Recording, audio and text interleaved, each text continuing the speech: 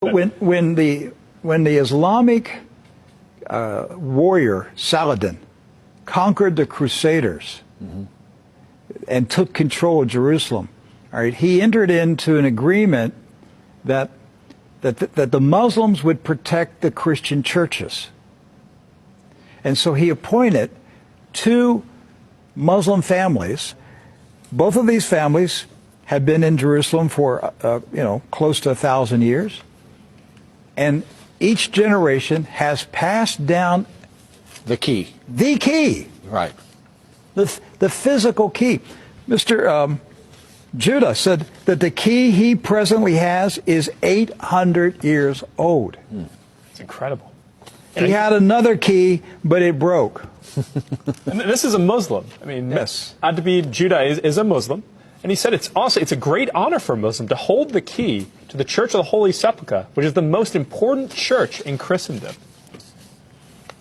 That's not disrespect. That's, we don't hear this in America. We don't hear, because what we have been told is Christian Americans, you should hate Muslims, you should kill Muslims. Because they're going to tear down all the churches yes. and basically just ransack them and everything else. But here we have two families that for nearly 1,000 years have actually been watching over Christian churches. That's right. So who planted into our minds here in America that we should hate and kill Muslims? Who planted that thought in our head? Because it came into our society after 9/11. That's correct. So 9/11 was a calculated, planned operation, and it changed everything in our country.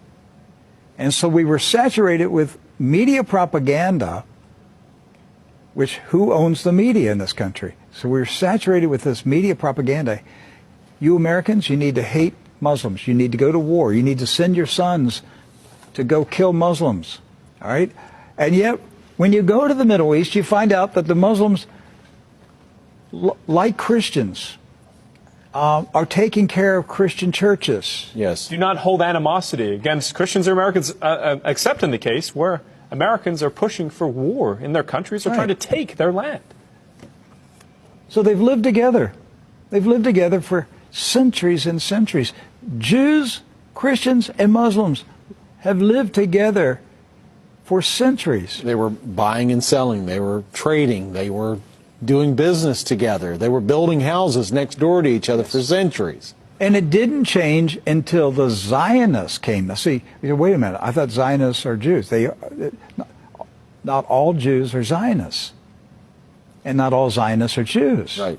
Zionism is a political movement. Yes. Right. It's an ideology. Yes. Not an ethnicity. And so when the Zionists came to Jerusalem and Palestine, basically in the 1920s and 30s and 40s, right, they came to agitate. They came to infiltrate. They came to seize control.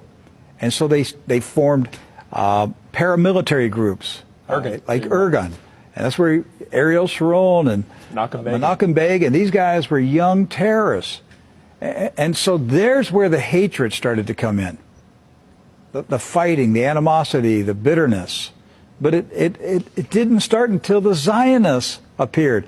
Jews, Muslims, and Christians were coexisting. Yes. That's right.